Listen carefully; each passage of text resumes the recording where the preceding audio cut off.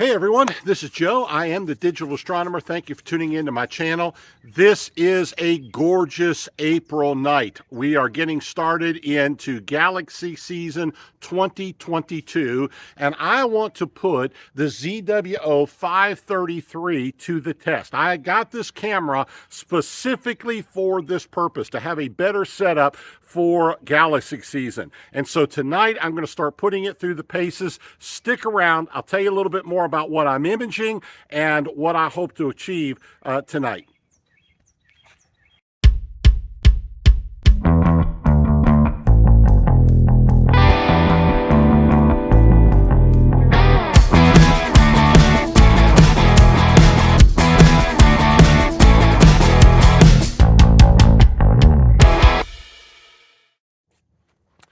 Okay, very quickly before I get started, I kind of want to walk through the equipment and what I've got set up here and how I've got my telescope set up for Galaxy season this year. One of the things I wanted to do was this year shoot at a little bit higher focal length. Normally, over the last couple of years, I have been imaging with the Orion ED80T and with the 0.80 focal reducer. So I'm down in the mid 300s somewhere as far as focal length.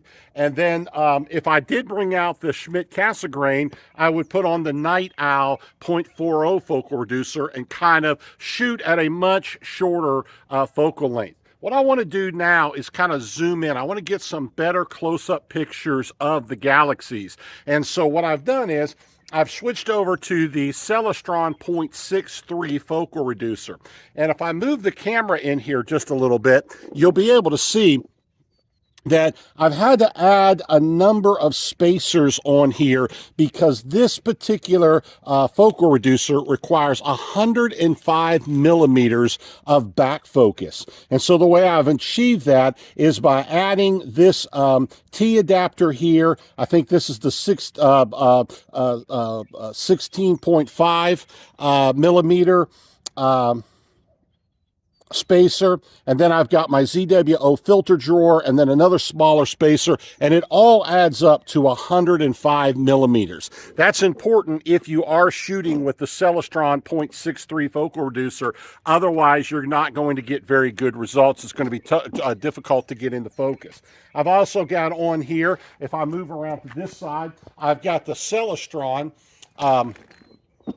Celestron electronic focuser, along with an Orion 50 millimeter guide scope and the ZWO ASI 290 mm as my guide scope. And so this is the setup that I'm using. Inside of the filter drawer, I have the Optolong L Pro filter to try to kind of help me with a little bit with the light pollution. So that's the basic equipment that I've got set up. And so tonight we're going to go after M82.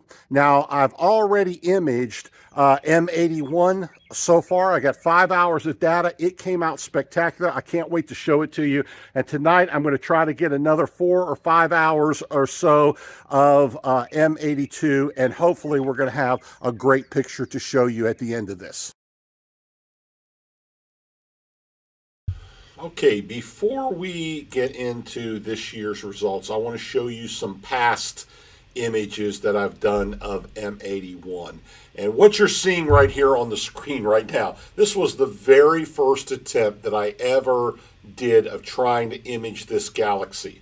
Now, M81 and M82 are actually two of the first galaxies that I ever viewed through a telescope. Back in the 1980s when I was a teenager, I was able to observe them from my backyard with a little tiny refractor that I had.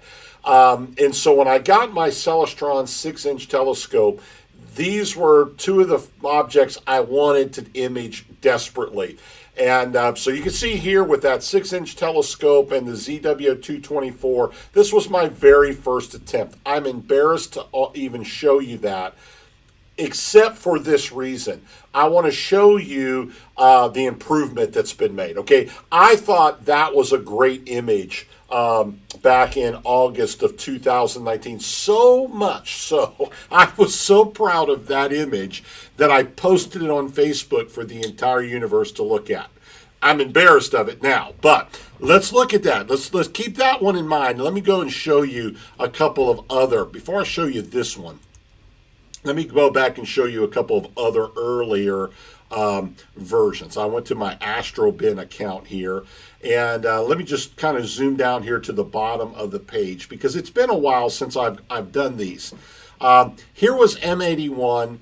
Shot a little bit later in 2019. This was in November of that year, and a little bit different equipment. I'm shooting it here with the ZWO 183 MC Pro camera. Same Celestron 6-inch telescope, but now with the Starazonia Night Owl 0.40 focal reducer. Okay, so I'm shooting this at a little bit shorter focal length with a little bit better camera. And our camera, I shouldn't say a better camera, the 183 is a little bit better equipped for deep sky imaging than the 224. You cannot beat the 224 when it comes to planetary and lunar imaging. But here I was using it in that previous picture, and that picture I'm trying to use the 224 for something that really wasn't made to do. And obviously, I didn't even know how to use the telescope at the time because that's not even focused. But this one now, it's a little bit better. You can at least see the spiral arms. Not a lot of other detail, but it's getting a little bit better. Let's take a look at M82. I shot M82 right about that same period of time. I think about a week later or so. This is M82. Same equipment. You can see the processing's not really that great. I've got a green tint to it. I didn't remove some of that. Also didn't capture probably enough data here. You're not really seeing a lot of that hydrogen gas that's so famous coming out of the cigar galaxy. So really not a very good image, but again, I was proud enough of those two images to post them to AstroBin and to Facebook so that the whole world could see them. Later on, a little bit a different equipment, and you can see here, this was the combination. Let me go ahead and click on and enlarge this a little bit. This is M81 and M82. Now shot with the Orion ED80T. Now, I guess it was probably better for your purposes to be able to see it, to look at it here. Okay, I actually had another one of these too that's a little bit better framed. Let me see, what was it?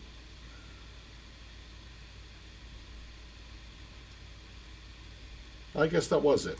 Okay, so you can see a little bit better.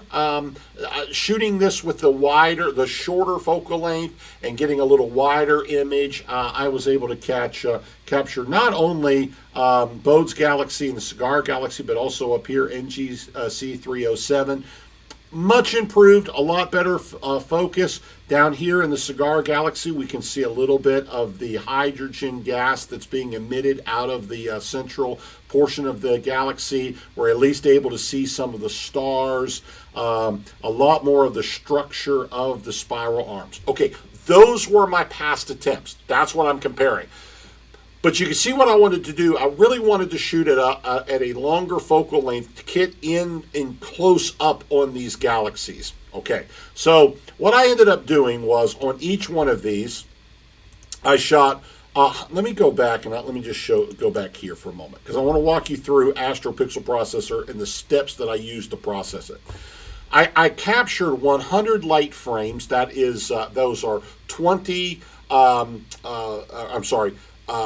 3-minute long subs, and I caught 5 hours worth of them, so a total of 100 subs. Okay, 20 flats, 60 darks, 20 dark flats, stacked them together in Astro Pixel Processor. Again, this is raw, so what you're seeing here is just the raw stack, no processing done to it yet. Overall, pretty good, signal to noise ratio. I'm really happy with that. I need to come in, I need to crop it, I need to get rid of some of this gradient and also some of this red tint. And so the first thing I wanted to do was crop it. So up here in the tools section of Astro Pixel Processor, used the batch crop tool, cropped out the stacking aberrations. Then I went in and used the remove light pollution tool. That's going to get rid of this gradient that's here. Ran that, got rid of this gradient. Then I'm going to use Calibrate star colors, and that's going to adjust and fix the color calibration. So there it is. This is out of Astro Pixel Processor. Honestly, I'd be pretty happy with that. It looks pretty good. I was pretty happy with it. I saved this as a TIFF, took it over to Photoshop. Okay, so here's the picture coming out of the TIFF file, opened up in Photoshop that I just produced in Astro Pixel Processor. Now I'm going to run just a handful of steps, and we'll just add layer by layer until we get to the final result. I ran a couple versions of Make Stars Smaller. That is an action that's here in my astronomy tools action kit. Ran about 2 iterations of that, and you can see that just cleaned the picture up a little bit, reduced the star size a little bit. I went ahead and ran in Annie's, no, not in Annie's. In astronomy tools, I went ahead and ran enhanced DSO and reduced stars. And what I wanted to do there was pull out some of these dust lanes. And you can see there, if you watch between those, you can see the dust lanes come out. See, there's without that layer, there's with that layer, and you can see some of these dust lanes that form up in here. Okay, did a little bit of a color adjustment, and then ran in Photochemy's star tools. I ran a color boost that brought up some of these golden colors, brought out a few of these reds and oranges a little bit. Then I went to Camera Raw, did a little bit more of an adjustment, adjust the sharpness a little bit, brought out a little bit more contrast. I think I adjusted the saturation a little bit, and I got it to this. And then finally, I ran a noise reduction, and here we are, final image. I am excited about that. That is certainly a better image. Let's go back and compare for just a second. Let's go grab that. That original. There's the picture 3 years ago. That was my attempt 3 years ago. Here's what I did now. Much, much, much improved. I am really happy with that. Okay, now, just very quickly, I'm going to also show you the final version here of my M82 image. Okay, this is the Cigar Galaxy, and man, I really like this picture. This is the best picture that I've ever gotten, obviously, of this object. But you'll notice here, the Cigar Galaxy is a spiral galaxy, but we're looking at it kind of edge on. It's also a starburst galaxy. There's just a tremendous amount of new stars being produced in the galaxy, and it's shooting out this hydrogen gas out of the center. And you can see that spewing out there. Let me just confess this to you. When I did that, the way I got that to work was there's 2 ways you could do that, and I'll just explain it to you really quick. I could have went in and captured a little bit more data using the L Extreme filter and got some HA data, and then did an HA RGB combination. But what I decided to do was I made a starless version of this picture, and then I stretched it really hard to get out this red. And then what I used that is as a base layer. Then I put the starred version on top of it and just basically went over into the eraser tool and just gently took out and made that red stick out. So that's kind of how I did it. That's how I chose to do it. You can do it however you want. But basically, I'm really excited about that. So let's go back over and let's talk a little bit about what I like about the ZWO 533 for Galaxies, or this setup for Galaxies, and what I don't like about it.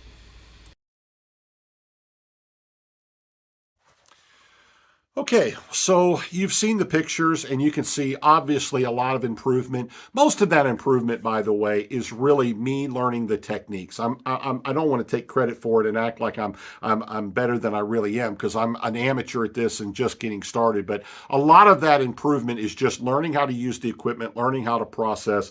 And so I don't know that I'd read too much into that regarding the camera. Do not think that I am telling you that the way to improve your astrophotography is run out and spend more money on equipment, okay? A good adage to take is learn to use the equipment you got, okay? Get good with it, and then you can move on. But with that said, let me just tell you my opinion of the ZWO 533.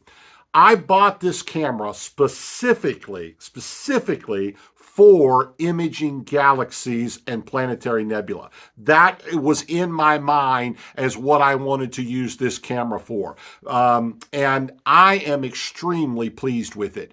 It is doing a great job for that. I love the signal to noise ratio on this camera is outstanding. I probably, in reality, could have shot no calibration frames and still had a pretty good picture. Wouldn't have been as good as with the calibration frames, but probably could have got away without them. If you look at the subframes on that, there's hardly any noise in those pictures at all. And those were with just 3-minute subs shot at unity gain. I was very happy about that. Second thing I like about the camera is the fact it doesn't have any amp glow at all in it. So if you want to skip over, for instance, if I wanted to use this camera for something like electronically assisted observing, where I wasn't trying to take a beautiful picture of the galaxy, I just wanted to observe it, and so I could shoot at a higher gain with shorter exposures, and some of you know what I mean, a live stack that, and just have some fun with it. You could easily do that. You wouldn't even have to worry about trying to have any calibration frames at all, because there's no amp glow in it. And I realize that amp glow for astrophotography, it's not hard to remove. Well, when you shoot your calibration frames, you're going to be able to get rid of that. But not having it is really nice. I'll just be honest with you. And that's an advantage I think that this camera has. And so overall, I'm extremely pleased. It matches up very well with my Celestron 8-inch telescope and the Celestron 0.63 focal reducer. I am extremely happy with that. Now, the one complaint that I would have, so the negative that I would have towards the camera, is really just that square sensor. Most camera sensors, as you know, are rectangle. The ZWO 533 is square. It's really not a big deal in one sense. Most of these pictures I'm posting on Instagram or Facebook and those kind of things, not a real problem. If I wanted to use this, and quite frankly, these 2 Galaxy images that I just took, man, those are great images that I'd like to turn into screensavers. And just a little harder to do, a little more difficult to do with this particular, the shape of the sensor. So I don't know that that's a big deal. I'll be very honest with you. I would not buy the camera because of that. You get what I'm saying? I think the camera is worth it, even with the hassle of maybe having to shoot mosaics in order to get the orientation correct and all that stuff. But overall, I'm thrilled with the camera. It is a stealth. I cannot wait to get out under the night sky again and start imaging some more with this particular setup. It has done a spectacular job already. I've done some nebula images with it. I've done lunar imaging with it. And now I've done what I mainly wanted to do with it, which was galaxies. And I am thrilled with it. It is doing a great job. Paired up with that equipment, I'm excited about it. So I hope you enjoyed this video. I hope you learned something. Get out there and image under the night sky. Get out there and take a look at this incredible universe that we live in. Thanks for turning in.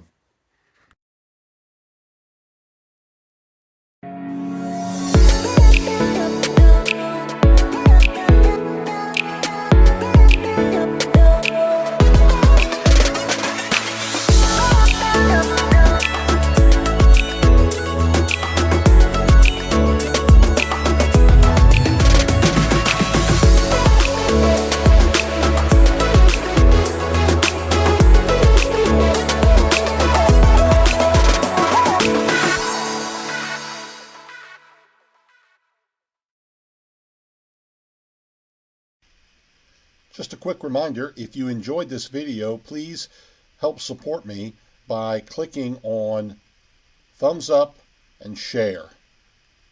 Thank you.